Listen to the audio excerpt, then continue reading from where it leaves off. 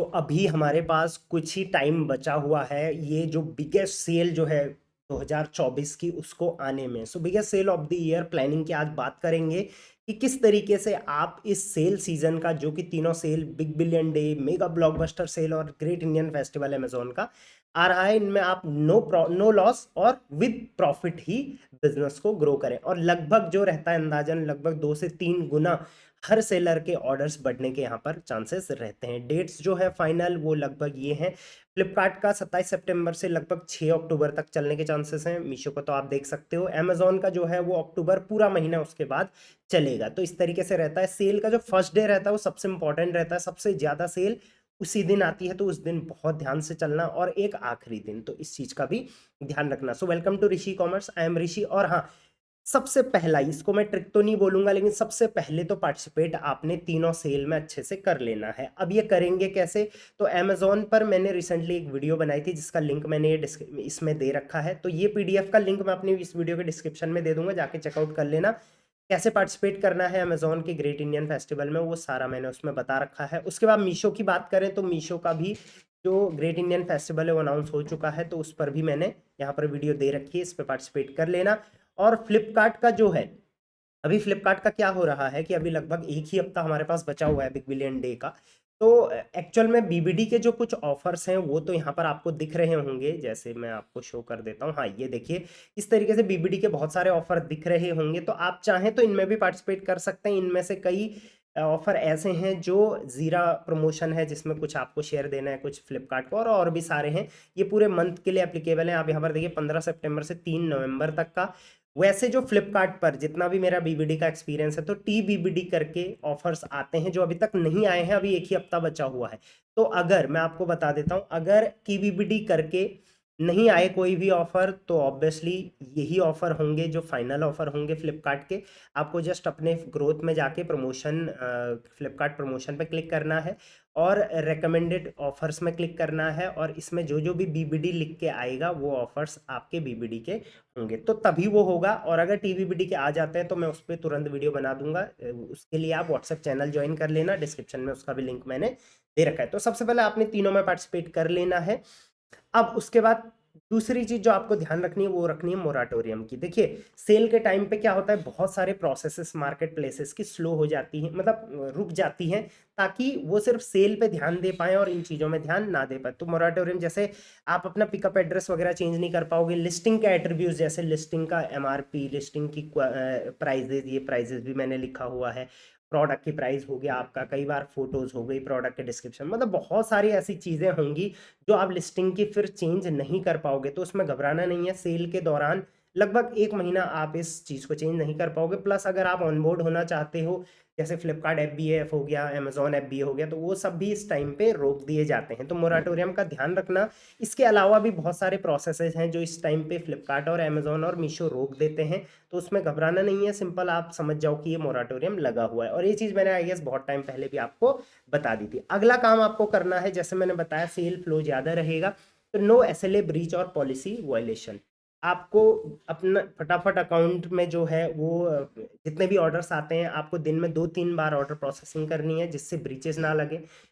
Courier partner जब आता है तो उसी टाइम आपको उसको आपने उसको हैंडओवर करना है, ताकि रीअटेम्प ना लगे। इसके अलावा लेट डिस्पैच रेट जो एलडीआर होता है अमेजोन में, वो आपको नहीं लगना चाहिए।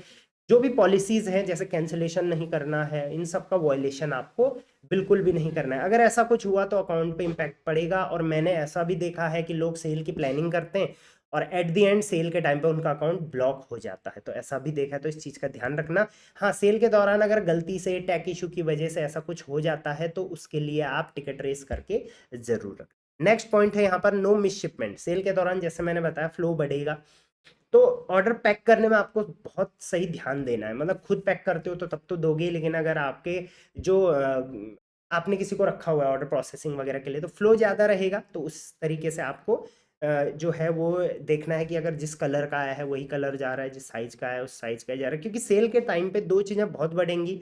एक तो आरटीओ, क्यों? क्योंकि सेल सेल सेल हर मार्केट प्लेस बोल रहा है, तो कई से बायर शॉपिंग तो कर देते हैं, बट पैसे नहीं होते तो वो फ़ोन नहीं उठाते, या फिर उनका एड्रेस ही नहीं मिलता, तो आरटीओज होते हैं। प्लस रिटर्न्स बहुत सारे होते हैं, वो इसी वजह से होते हैं क्योंकि मिस शिपमेंट वगैरह बहुत ज़्यादा हो जाती हैं सेलर के पॉइंट ऑफ व्यू से। ऑब्वियसली कस्टमर भी उसमें कई बार इन्वॉल्व रहता है, तो आप अपने एंड से इस चीज़ को प्रॉपर तरीके से मॉनिटर करके रखिए। नेक्स्ट है 5 ऑर्डर मैनेजमेंट एंड ट्रैकिंग। जो भी ऑर्डर्स आपके जा रहे हैं, रिटर्न्स आ रहे हैं, उनको प्रॉपर ट्रैक करके रखना है। ऐसा नहीं कि सेल के दौरान सेल बढ़ी और हमने फटाफट जैसा मर्जी वैसा दिया, जैसा मर्जी वैसा किया और बाद में पता चला अल्टीमेटली हम सेल में लॉस में चले गए। ठीक है। Next, ready to tackle the tech issues. देखिए मार्केट प्लेसेस पे इस टाइम पे टेक इश्यूज आएंगे।